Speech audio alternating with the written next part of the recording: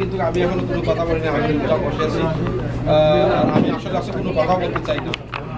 সর্বপ্রথমে আমি যেটা বলবো, আমি আপনাদের সবাইকে স্বাগতম জানাচ্ছি আজকের এই আপনার রিফর্ম টিমে আপনারা যেভাবে সহযোগিতা করার জন্য এখানে আসছেন আপনাদের অনেক ধন্যবাদ দিচ্ছি।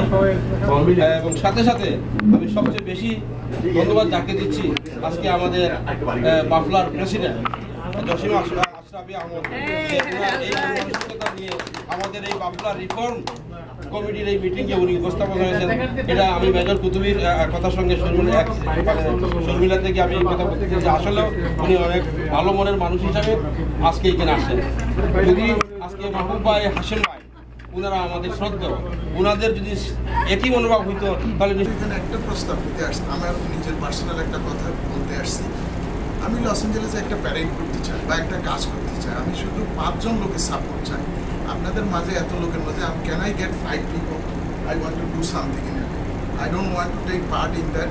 I see one hand, I see 3, 4, 5 hand. সবাই আছে।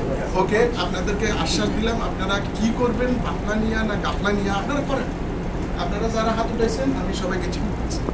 যে সমস্ত অর্গানাইজেশন এখন পর্যন্ত এক্সিকিউটিভ মেম্বারশিপে আসে নাই, যেমন মনে করেন বিএসসি, যেমন মনে করেন মুক্তি চেতনা, যেমন মনে করেন আছে, এরকম অনেক অর্গানাইজেশন আছে। Out of those organisation we select 7 or 8 organisation to form the next parade. মানে ওটা আজকে 2007 আমরা প্যারেড করেছি। দেয়ার ওয়াজ নো কমিটি, কয়েকজন লোককে সিলেক্ট করা হয়েছিল, তোমরা প্যারেড করাও। জসিম গিয়া ভাই ছিলেন, সবাই ছিলেন। রেজাল্টেন্ট যেটা ছিল সেটা হচ্ছে প্রথম প্যারেডে আমাদের টোটাল বাজেট ছিল 25,000 টাকা। 25,000 টাকাই আমাদের উঠেছিল।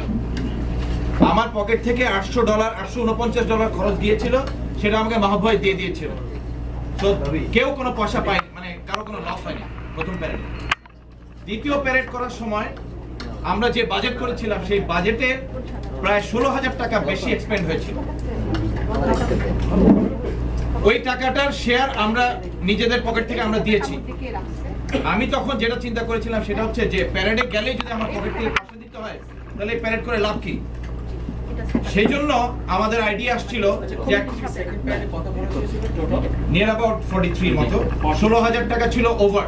ওইটা আমরা ভাগ করে বিভিন্ন জন, ডক্টর হাশেম, আমি, আমার পকেট থেকে তখন গিয়েছিল ইসমাইল, সবাই আমার পকেট থেকে গিয়েছিল 3,500 টাকা। যাও মানে সবাই দণ্ডি দিয়েছিল।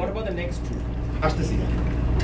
এরপরে আমরা 2009-এ ডিসাইড করলাম যে এইভাবে তো চলতে দেওয়া যায় না, somebody should take responsibility of that fund যেটা লস হবে। তখন আমাদের একটা আইডিয়া আসলো যে ঠিক আছে, একটা কমিটি গঠন করি আমরা, বা একটা টিম গঠন করি। এই ভোটিং কনসেপ্ট আসলো, ইলেকশন হলো, আমরা 5 জন নির্বাচিত হলাম। 5 জন নির্বাচিত হওয়ার পরে প্যারেড করা হলো, and that was the great parade. এই কমিউনিটি এখানে সবাই স্বীকার করে 2009 was excellent parade, আপনারা সবাই জানেন। ওখানে আমাদের শর্ট পড়েছিল নিয়ার অ্যাবাউট 16,000 টাকা। আমি প্রেসিডেন্টকে বলেছিলাম যে why don't you distribute that $16,000 among these 5 people or have some means to get that money. President কোনো অ্যাকশন করে নাই।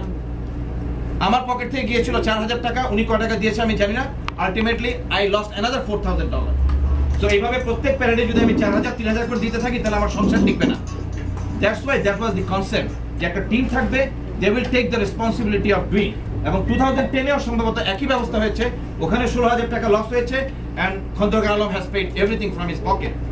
সো আমরা এখানে কেউ রাজার ছেলে না যে আমাদের পকেট থেকে আমরা দিয়ে দিব আর আপনারা প্যারেড করবেন, তারপর সবাই যার যার মতো চলে যাবে। সেই জন্যই এই কনসেপ্টটা এসেছিল। আমার বাফলা, আমি 2006 সালে আমিও ছিলাম বাফলার সাথে, আমিও কাজ করেছি বাফলাতে, আপনারা জানেন আমি কতটুকু কি করেছি। কিন্তু বাফলা আলটিমেটলি যেটা দেখা গেছে, there is a small group of people, those who are controlling this whole Bafla. আমরা মিটিং এ যে কথা বলতে পারি না, আমরা এটা করতে পারি না, আমরা ওটা করতে পারি না, কুতুবিকে উঠানো যাবে না, অমুককে দেওয়া যাবে না, মুজিবকে নেওয়া যাবে না। This thing has started, this are politics. এই পলিটিক্স আমি বুঝি না, আমি সেনাবাহিনীর লোক। এই পলিটিক্স মুজিব ভাই অত বুঝে না, because he is not in politics. এখন কথা হচ্ছে ওয়াই পলিটিক্স ইন বাফলা?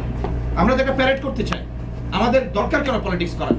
আর এখানে যদি ভালো কিছু লোক আসতে চায় তাদের নিতে অসুবিধা কোথায়?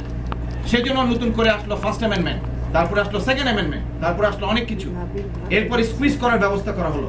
So ultimately only few people are spoiling this বাফলা। আমাদের কিন্তু বাফলা is a very good organisation, the federation is the system. আমাদের বাঙালিরা আমরা পিছিয়ে আছি সিস্টেমের কারণে, এই দেশ চলতেছে। আর তোমরা যেভাবে এখন চলতেছো আমার মনে হয় বাপলার ভবিষ্যৎ খুবই খারাপ, এবং এই অবস্থায় বাপলার, আমি চাই যে বাপলার উন্নতি হোক, কিন্তু বাপলার ভাঙ্গনের ব্যাপারে আমি জড়িত হব এটা আমি চাই না। I am out of this. আমি একটা চিঠি পাঠিয়েছি, এবং আমি সেই জাতিগত আমাদের বিএনপি বা আমেরিকা কনস্টিটিউশন ফলো করে না, কনস্টিটিউশন যা আছে এটাও মনে করে না। আবার কনস্টিটিউশন থাকলেও কনস্টিটিউশনে যেভাবে পাওয়ার দেওয়া আছে যে প্রাইম মিনিস্টার হচ্ছে রাজা, কারণ বেশিরভাগ দেশ মুসলমান, কাজে আল্লাহ এক, মোহাম্মদ এক, ধর্ম এক, সব কিছু এক দিয়েই চলে। ওটা তো ডেমোক্রেসি চলে না। ডেমোক্রেটাইজ করতে গেলে যেসব জিনিস দরকার সেটা আমি দেখিনি ওখানে।